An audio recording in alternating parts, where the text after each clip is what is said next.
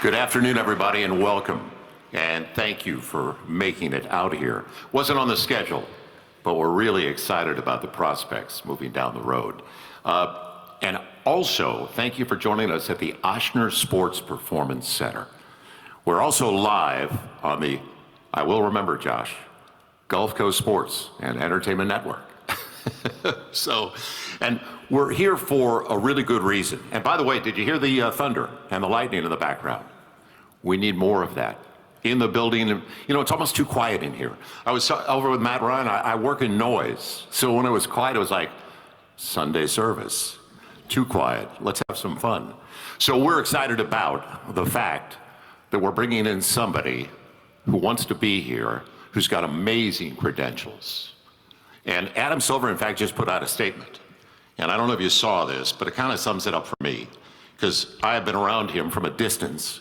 He broke my heart in 2004, and I told him. But this is from Adam Silver. Joe brought tremendous credibility to his role at the league office. He is one of the most genuine and respected people in all of basketball. And I've heard that from a lot of sources, Joe.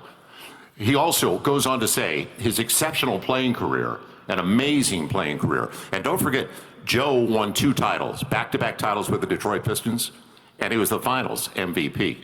That goes a long way. He was All-NBA 3 separate times. Well, I could go down a list of accomplishments. And by the way, the thing I like the most maybe, he averaged 40 minutes a game one season. In this day of load management, the 2 dirtiest words in the basketball language. And Joe averaged 23 a game, but he averaged 40 minutes a contest. He didn't want out. That's discipline, that's hunger, that's passion, that's everything we need here. And Joe knows it. And Adam Silver also said, an executive that provided elite understanding of the game, strong relationships around the NBA, which we all need, connections, relationships. Grateful for Joe's leadership over the past 3 years. Wish him well as he begins his new role with the Pelicans. We're excited, Joe. We really are. So we're going to give you a run. It's a good time for all of us. It's a good beginning for all of us. So I want to thank everybody on all our social media platforms, because we're on, I mentioned Gulf Coast Sports and Entertainment Network. We're on Pelicans.com, and we're going worldwide with social media now. So thank you for joining us. Now, Joe's family is here, and I want to welcome all of you. And I've only been here 13 years, but I fell in love with this city. So thank you for being here and being a part of it. That's Debbie, Aaron, Jordan, Deanna, and Dallas. And I hope I didn't forget anybody, but he's really cute. That's great. Good days and a good beginning for us. Now, before I continue on Joe, let's bring up our governor, and that is Mrs. Gail Benson.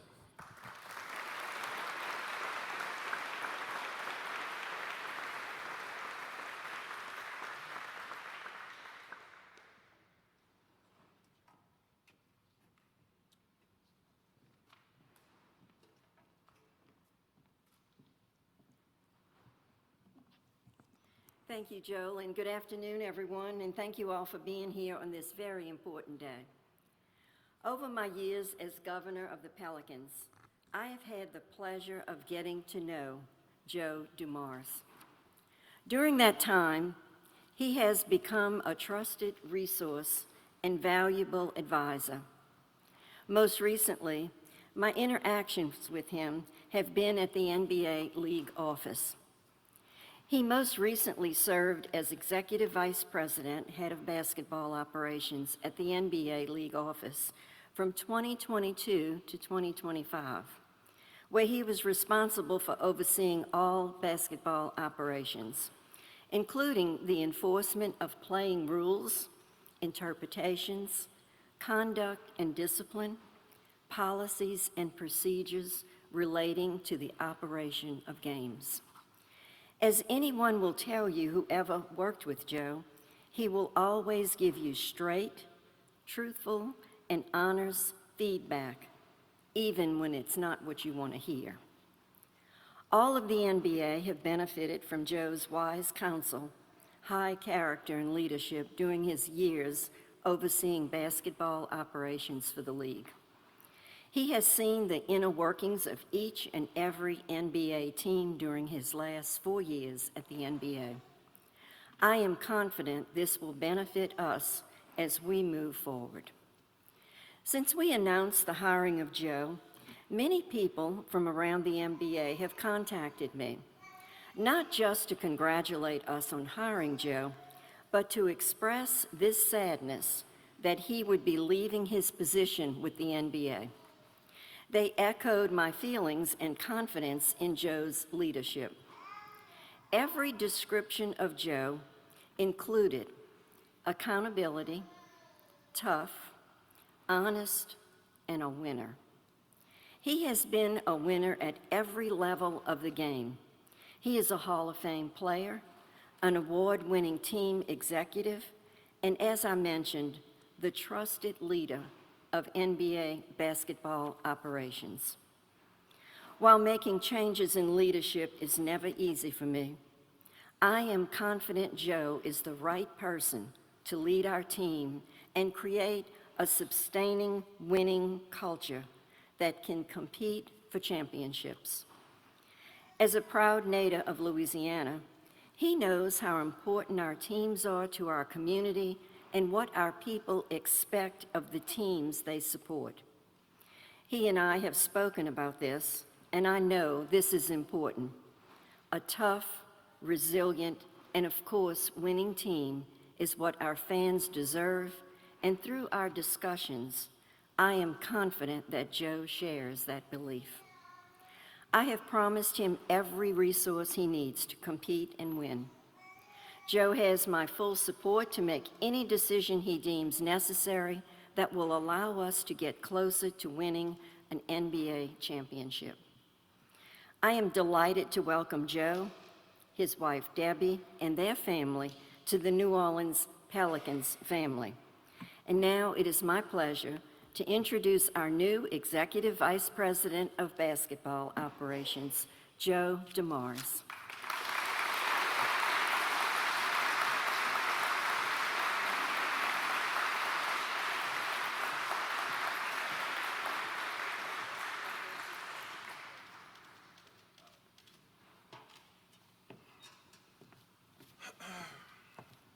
Thank you.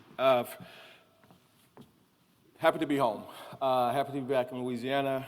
It's been a whirlwind journey for me. But before I get started, first of all, I want to just thank Mrs. Benson for this opportunity to actually be able to come back home and to do this, to take on this task.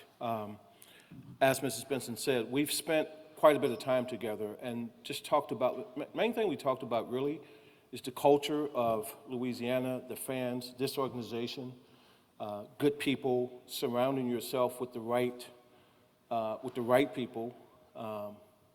And so I feel very confident taking on this role primarily because of her and her insight and her approach to people and how you deal with people. I'll say this, and I'll say it with as much humility as possible, but there's just not a lot of places I would have left New York for. I enjoyed my job in New York. It was great.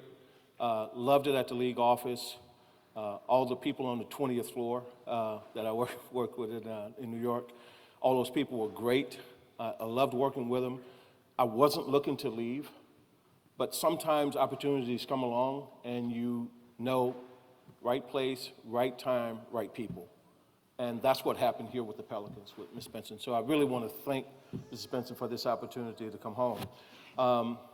The other thing I want to do is just say this, is that I've gotten to see a lot of stuff over the years throughout my NBA career, but there are certain things that are universal, I think. And I think you fill your building with like-minded good people. And I think you win with good people.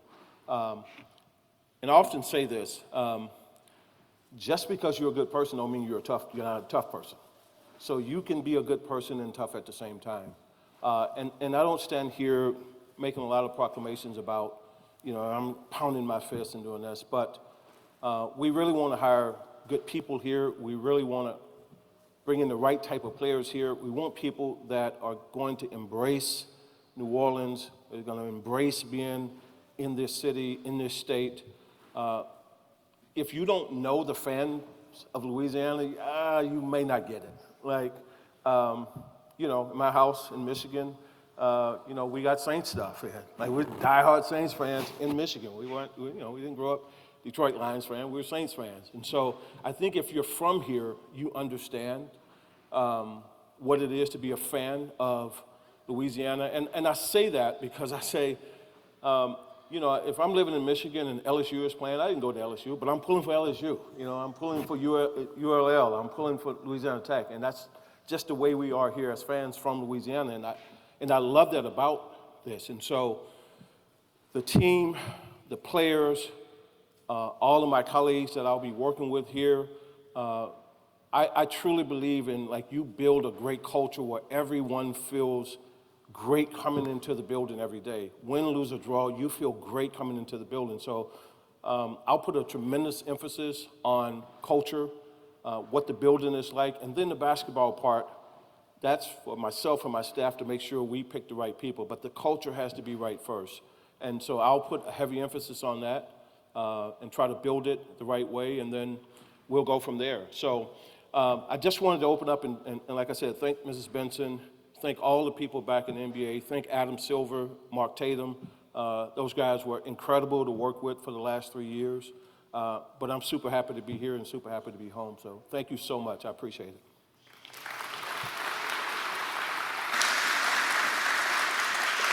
We're going to do a Q&A now with all of you that are here, and we appreciate your time, the media that's been here.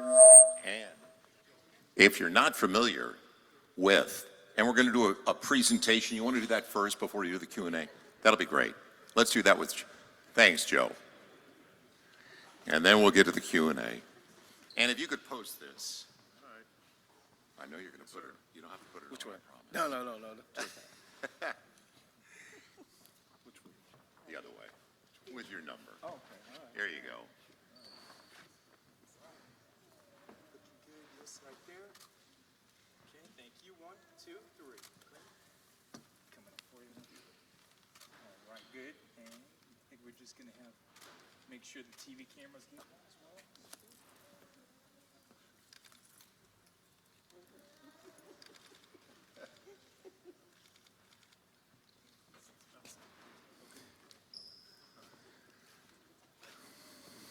One of the best backcourts in the history of the game. Joe and Isaiah. And don't forget all the championships they did in the Eastern Conference. 6 consecutive Eastern Conference finals and a championship in 2004 as an executive. So we'll open it up now, and I'll move around with the microphone so everybody can be heard, Joe, but give everybody an idea.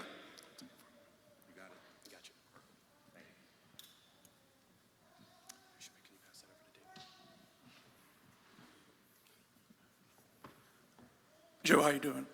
David Grubb right there. When you took this position, were there any operational edicts when you came in as far as retaining your head coach or having to trade players? Are those things on the table?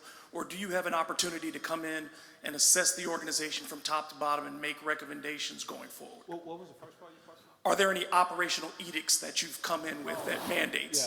Yeah, no edicts. None whatsoever. I read that last week. I had a mandate. I was like, if I have, nobody's called me and told me that. Like, no, really, absolutely zero. When me and Mrs. Benson talked, she really just said what she said here. She said to me, she said, Joe, I would love to know what it feels like to win an NBA title. That was it. That was as close to an edict as you would get. And so I intend to do just that, what you just said, was get to know people first. Because I don't know the culture inside the building. I don't know the people. I know some of the people. I know Willie. I know someone's going to ask me about the coach and Willie. I've been knowing Willie forever. Great man.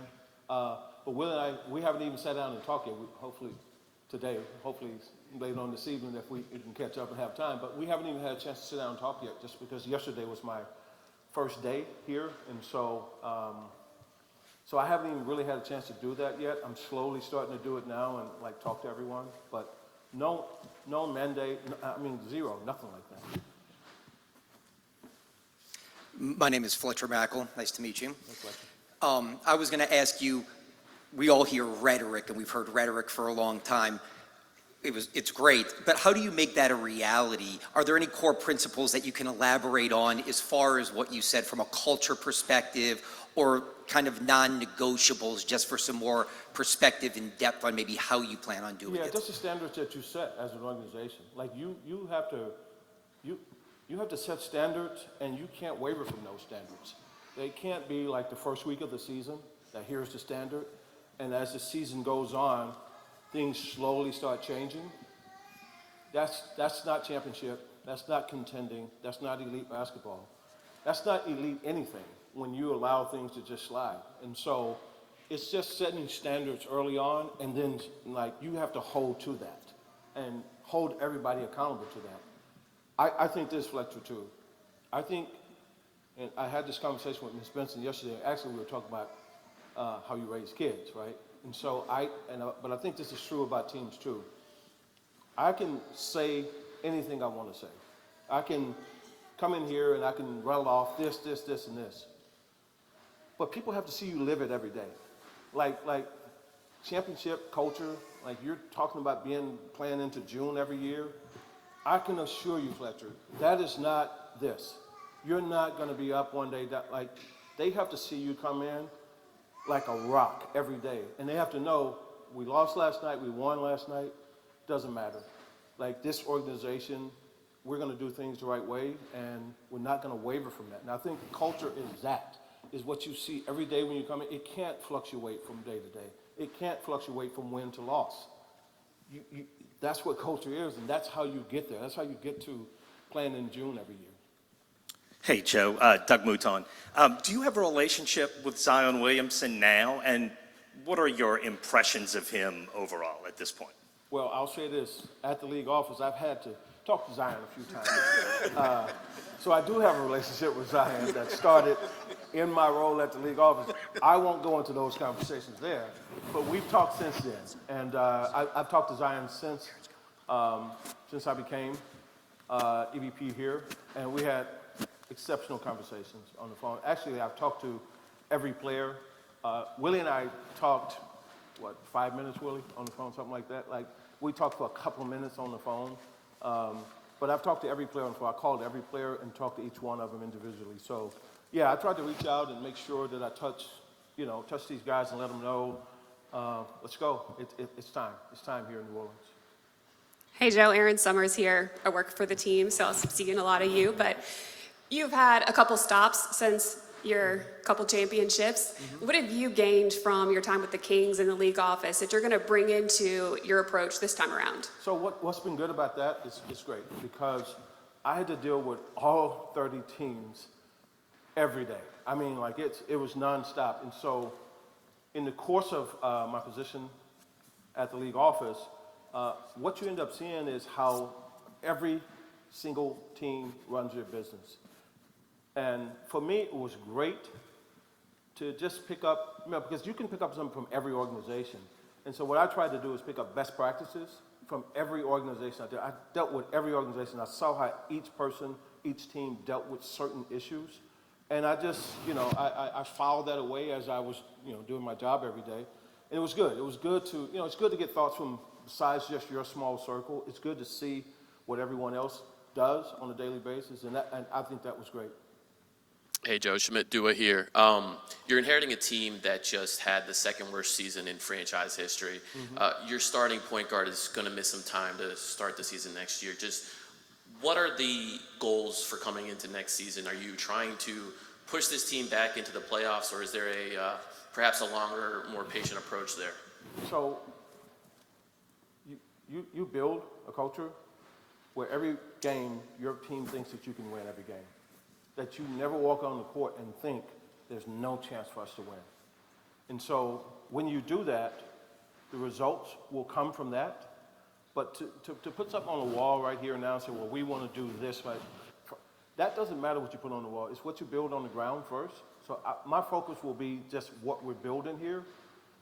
And as we build that, the results will come from that. And so you won't hear me make any predictions about we're going to do this. You don't do that. That's not what winning is. Like, you can go to any winning team, NFL, NBA, wherever, all 30 NBA teams, the really, really good teams, you'll never see them talking about that. What they will talk about is what we do every day, what we do every single day to be great. And I think that more than anything else is what we want to do here. We want to build every day on just being great every day, and I promise you the results will show on the floor. I had another question. You became a senior executive at a very young age. And now there's been about a decade since you oversaw your own team. Just another personal question. There's only 30 of these jobs. Yeah. To get an opportunity like this again, I don't want to put words in your mouth, but does it make you feel 20 years younger? Do you feel invigorated to maybe have this opportunity, knowing that these jobs are very rare? I don't feel 20 years younger, but but Fletcher, I have a great appreciation for these positions. You'll never hear me bash anybody in this position. As we move forward and work together and stuff, you'll hear me talk about, man, Griff did some good stuff here, man. Griff did some nice stuff. He got some nice pieces here. It's a hard job. I mean, this is a really, really hard job. I mean, you're in that glass box every day. And every day you got to make decisions and you got to walk the walk. And it's not easy to do these jobs. So I have a great appreciation for these positions and for everyone that does these positions. I'm super impressed. And to your question, directly to your question, yeah, grateful for it. But as I said, I was completely content and happy walking home every evening in New York after work and wasn't looking. But like I said, when certain situations come, you just know, man. I said again, right place, right city, right people. This is one I was like, this is the one I will do. This is the one I'll do. Joe, right here in the front, Rod Walker with the Times-Picayune. You mentioned that you got bits and pieces from different teams. What was it about this particular team that you really liked, that you saw? I like the core here. I think there's some really good young pieces here. I think that there's a fan base. If you win in New Orleans, I think everybody in this room knows, you start winning in New Orleans, people are going to come out, man, in droves. And so I know that this was, first of all, an incredible fan base. Secondly, for me at this point in my career, ownership of where I work was of paramount importance. And so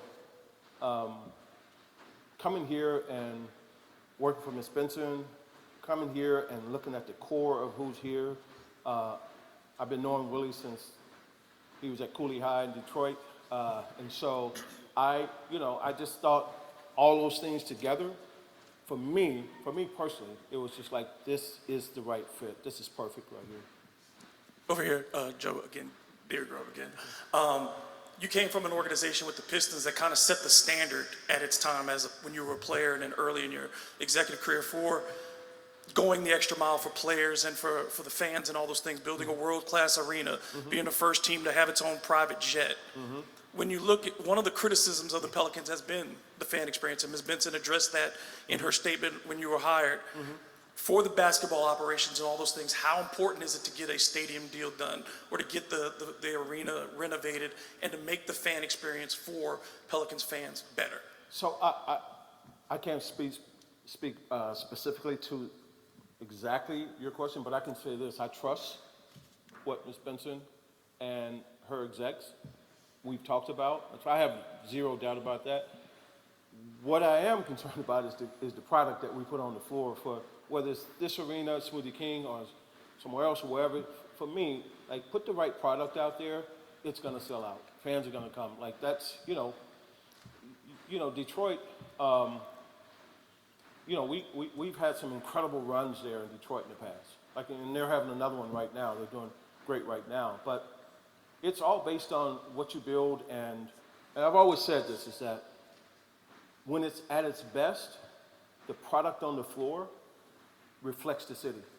So, you know, there was a time you come to Detroit, the bad boys might touch you a little bit, but that reflected the toughness of Detroit. And so I think the same thing here. This is a resilient city. Like New Orleans is resilient, and people, they don't fold here, they don't just give up. And so you want a team to reflect that. And so for me, that's the main thing for me, is to put the right product on the floor. You can trust Ms. Benson what she says. Like I trust what she's told me, and I have zero doubt about that. And I'm just thinking about, okay, that's gonna happen. Let's get a great product on the floor. Jake Madison, over here. You mentioned trying to understand the culture of the team. What's your process for doing that? What are your goals over the next month for kind of seeing where this organization is as a whole? Listen more than you talk. Listen more than you talk. Look, I got a lot of experience. I've seen a lot of stuff over the years, but I haven't seen it here in New Orleans. And so to come here and just talk, and you're not listening. I've yesterday did a lot of listening. I did a lot of listening this morning. After this is over with, the rest of the week, I sit down with people and I tell them, like, tell me what's happening. Like, what's going on? What can be better? What are we doing wrong here? What are we doing right here? Like, who's got positive energy? Who's got bad energy in the building? Like, I'm asking questions and letting people tell me what's happening. To come in, you can have all the experience in the world, but if you don't know the culture of the building, if you can't talk to people and let them talk to you, you're missing. You're missing, and so I don't want to miss. I want to listen to people tell me what's happening. Joe Schmidt here again. Since your time in Detroit, the league has rapidly embraced analytics. There's just been a great proliferation of that across the league. Where do you fall on data-driven decision-making, not just on the basketball court itself, like X's and O's, but also in terms of the moves you might be making as a front office or just helping progress the team forward? Yeah, at the league office, I've had the opportunity to, quite frankly, the analytics department at the NBA office is right on my floor. It's on the 20th floor with the whole group there. So I was close with that entire group over in analytics at the league office. So I think there's absolutely a place for it in this game. I think it has to be used the right way, though. I think you can't replace basketball with analytics. I think you still have to have incredible basketball minds in the building that can see the game. And then I also think that there's a place for analytics where you can combine those two together. So I do think it's a place for it. I'm not like either or. You know what I'm saying? It's like it's not mutually exclusive of each other. Like you have to have analytics and you can't have basketball minds, or you have basketball minds and can't have analytics. So for me, I think it's just how you use it, and I embrace. That's why I got close to all those guys at the league office, because I want to know, I want to learn, I want to understand what they're seeing, and test it up against what I'm seeing, with my eyes and all. So, yeah, definitely a place for it for me. Hi, Joe. Ali Kosel here. How have you evolved since you worked up in Detroit? It's been 10 years from this position. How have you learned, adapted? Yeah. What can you say about that? Yeah, so where the game was more half court, big man centric. The floor is way more space now, obviously more threes now. Pace of the game is much more than it used to be. So, you're there, you're living it every day, and you're watching the game evolve into something new. And so I think you have to be progressive-minded enough to change with the game. I don't think you can come in and say, hey, I'm going to build a team the way I won my other championships. I don't think you can do that. I think there are some principles that you have. You got to still defend people. You got to still share the ball. There are certain things that don't change, but there are aspects of the game that have clearly changed. Like I said, the spacing of the floor, the pace of the game, the amount of three shot, players who can play multiple positions, like all those things have changed over the years. In the center, Brett Martel with AP. In regards to the number of man games missed to injury this past season for this club, is that something that you want to analyze or address in any way, or do you think it was really just bad luck and there's only so much management can do? Find out what's happening. Like, so, you see it from afar. I'm watching it this past season. I'm watching all the injuries happen here, and, I don't know exactly what's happening. And so, as I said before, I'll sit and talk with medical staff and all the health and performance people, and at some point I'll get to sit down with them this week, hopefully, and just kind of get a handle on what's been going on, what's been happening, why are these injuries happening, what is your thoughts on this?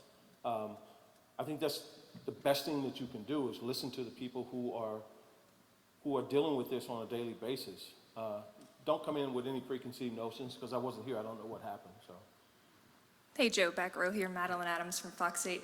I know you said there's not a lot of jobs that you would leave New York for, and I know you've had success at so many places in your career, but what would it mean to you to bring success here to your home state team, to the Pelicans? Thank you for that question. I wouldn't have come if I didn't think that.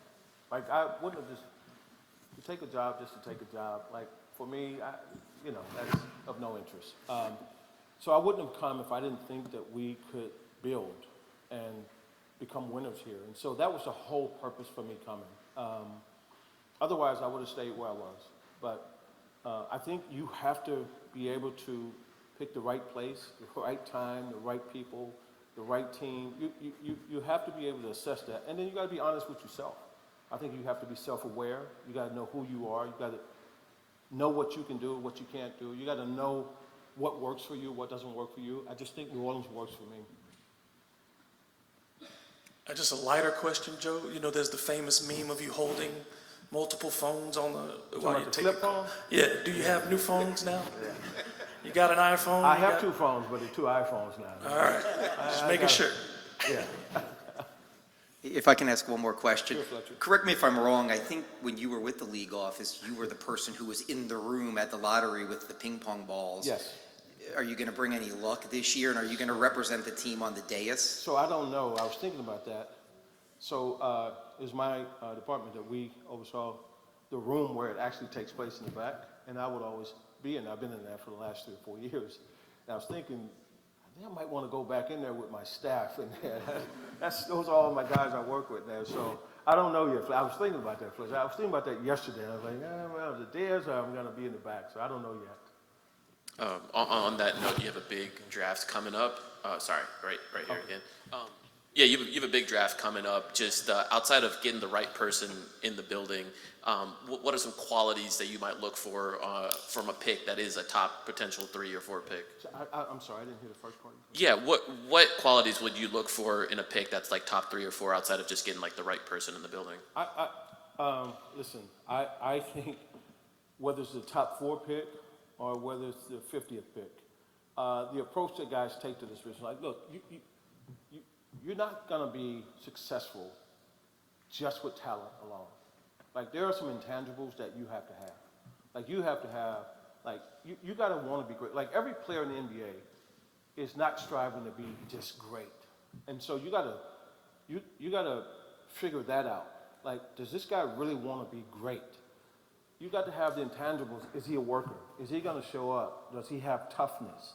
All of those intangible things, besides he can run fast, he can jump high, he can shoot the ball. Once you get past that, I can see that. Anybody in here can see that. What you don't know is what's here. Like, does this guy have it? And so that's the part that you have to put tremendous amount of emphasis in with your staff to dig in to find out, what's this guy made of? Like, does this guy really want to be great? Is he going to come here and be a part of the culture here? Is he going to buy in? Those are the things for me, whether it's the draft, free agency, trade. Those are the things I want to know more than anything else. And with all of my staffs, I've always said that. Like, look, here's the thing, I'll just say this. Whether you draft a player, sign a free agent, or make a trade for a guy, there's 2 people walking in that building. There's the player and the person. You better know who the person is. Because the player can walk in there and look beautiful, but the person may not be the right person for your building. And so for me, I always put a tremendous emphasis on who's the person. I can see the talent, but I need to know who the person is. So we'll do that here. We'll put a tremendous amount of emphasis on the person and not just the beautiful talent that you can see with your own eyes. Joe, when it comes to you as the person, what kind of personality are we getting? Are we getting Joe Cool or are we getting G.I. Joe? I'm a mixture of both of those. I think you can be cool, but There's some definite G.I. Joe here. Yeah, there's some definite G.I. Joe here. But like I said, I'm not loud. I don't think you have to be loud. I don't think you have to be obnoxious and arrogant and all of that. But I think people see that you stand and you don't move and you don't compromise what's what. You know what I mean? Like, you don't compromise on, like, the standard. Like, that won't change with me. Like, you can't get me to move off of high standards. And, you know, I can say it with a smile, but I'm not going to move off of high standards. And so if you can't live in that space, it's probably not for you here. Thank you, guys. Thank you so much. I appreciate it. Thank you.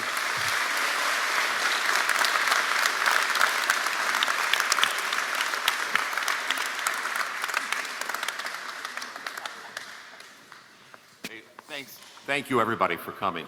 And just want to remind everybody, because it's still etched in my memory, Chauncey Billups, Rip Hamilton, Tayshaun Prince, Ben Wallace, Rasheed Wallace. Okay? He's put together a championship team. He's been Executive of the Year. So we are really fortunate to have somebody with a resume like Joe with us. Thank you, everybody, for coming, and look forward to a lot of success.